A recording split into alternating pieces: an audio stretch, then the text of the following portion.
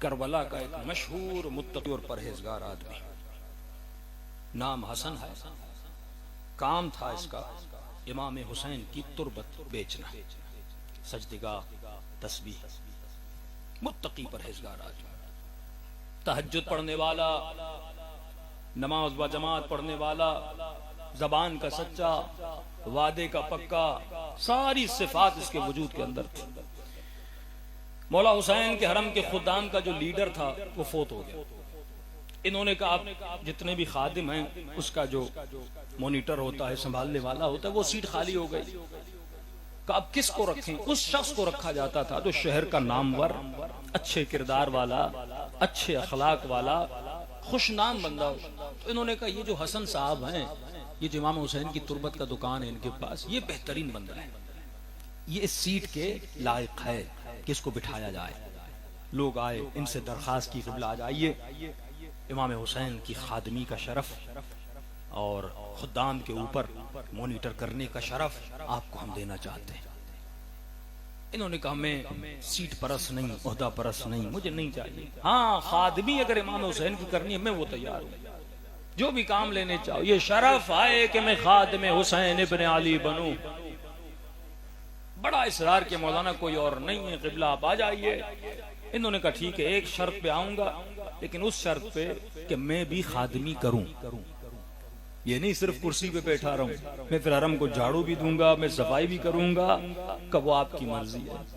یہ آ گئے، اس سیٹ پہ بیٹھے، بڑی خدمت کرتے تھے، لوگوں کے ساتھ بہترین برتاؤ کرتے تھے۔ ایک دن امام حسین کے حرم کے صحن میں چیخ و پکار شروع ہو گئی، دوڑے دوڑے گئے، کیا ہوا ہے؟ خاتون ہے جو چیخ رہی ہے، بھائی میری چوری ہو گئی، میری چوری ہو گئی۔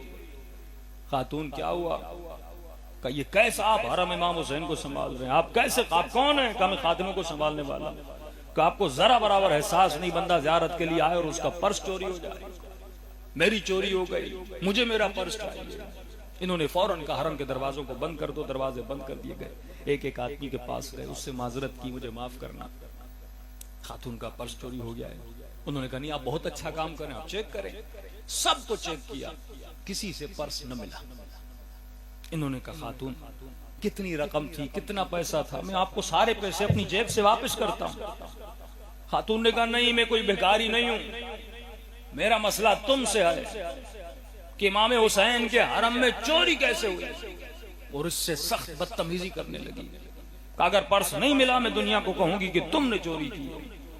تو انہوں نے کہا آپ کتنی دیر کربلا ہیں؟ انہوں نے کہا میں 1 مہینے تک کربلا میں موجود ہوں، کس ہوٹل میں؟ فلاں ہوٹل میں۔ کہا ٹھیک ہے، میں پوری کوشش کر کے آپ کو آپ کا پرس ڈھونڈ کے دوں گا۔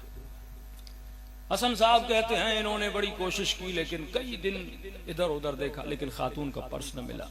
کہ ایک دن رات کو مصلی پہ بیٹھ گیا، امام حسین سے درخواست کی۔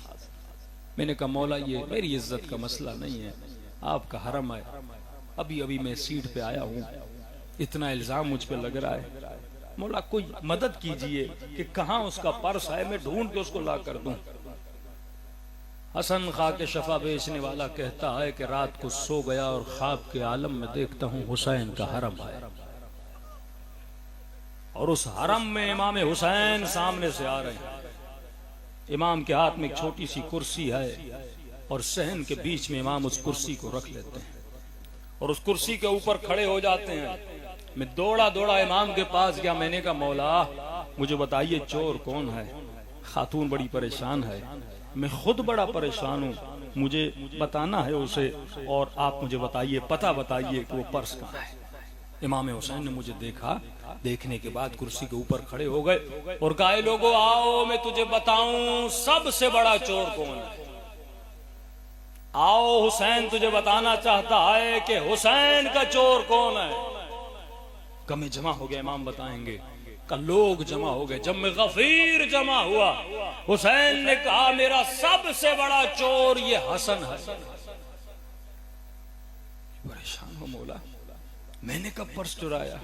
میں تو آپ کے حرم کا خادم ہوں، آپ مجھے چور بنا رہے ہیں۔ امام نے فرمایا اے حسن میری تربت بیچنے والے، مجھے یہ بتا جب میں کربلا میں آیا تھا میں نے اپنی زمین خود خریدی تھی، میں نے اپنا جسم بھی کسی غیر کی زمین پہ دفن نہیں کروایا تھا، یہ زمین میں نے پیسے دے کے خریدی تھی اور اس شرط پہ اس قبیلے کو دی تھی جب میرا زائر آئے کسی پیاسے کو پیاسا نہ رہنے دینا، کوئی بھوکا آئے کوئی ضرورت مند آئے اس شرط پہ میری زمین پہ گھر بنا سکتے ہو تاکہ تم ان کی خدمت کرو۔ کہ یہ بتا پوری زندگی تو میری مٹی کو بیچتا رہا، تم نے مجھ سے پوچھا تھا یہ تمہاری ملکیت تھی؟ پر میں سب سے بڑا چور تو ہے جس نے میری اجازت کے بغیر تم نے آج تمہارے بدن پہ جو لباس ہے وہ میری مٹی کو بیچ کے ملا ہے، تمہارا گھر تمہارا مال تمہارے اولاد ہر چیز میری مٹی سے جو تم نے بیچی ہے بنا ہے۔ میں نے شرم سے سر جھکایا، مولا واللہ مجھے پتا نہیں تھا۔ امام میری عزت کو بچا لیجیے۔ امام نے کر رہی بات اس خاتون کے پرس کی تو وہ پرس میرے حرم کا ایک فقیر ہے، حرم کے باہر راستے پہ سوتا ہے اور معذور ہے، اس کے بستر کے نیچے وہ پرس پڑا ہے، جانا بستر اٹھانا پرس نکالنا، لیکن خبردار اس کی عزت کو پامال نہ کرنا۔ حسین کسی کی عزت کو پامال کرنا نہیں چاہتے، اور جب نکلنے لگو تو اس فقیر کو کہنا کہ حسین نے پیغام دیا ہے تو حسین کا فقیر ہے، اور حسین کا فقیر حسین کے عزاداروں کو اذیت نہیں دیتا۔ کہتا نیند سے اٹھا اسی جگہ پہ گیا جو مولا نے کہی تھی، فقیر سو رہا تھا، اس نے بستر کے نیچے سے مٹی ہٹائی، پرس نکالا، جیسے فقیر نے دیکھا ہاتھوں کو جوڑ دیا کہ میری عزت کا خیال کرنا، کئی سالوں سے یہاں رہ رہا ہوں، جو چاہیے لے جا لیکن مجھے بدنام نہ کرنا۔ کہا گھبرانے کی ضرورت نہیں، تیری سفارش حسین مجھے کر چکا ہے، بس اتنا کہا تو میرے در کا فقیر ہے، حسین کی عزت کا خیال کیا کر۔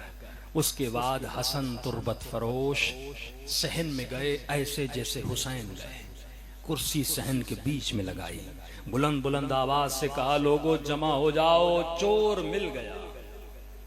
حسین کے چور کا پتہ چل گیا، بازار کے لوگ، دکاندار کے لوگ، خدام حرم زائر جمع ہوئے اور علل اعلان کہا کہ لوگو اگر کوئی حسین کا چور ہے تو یہ حسن ہے۔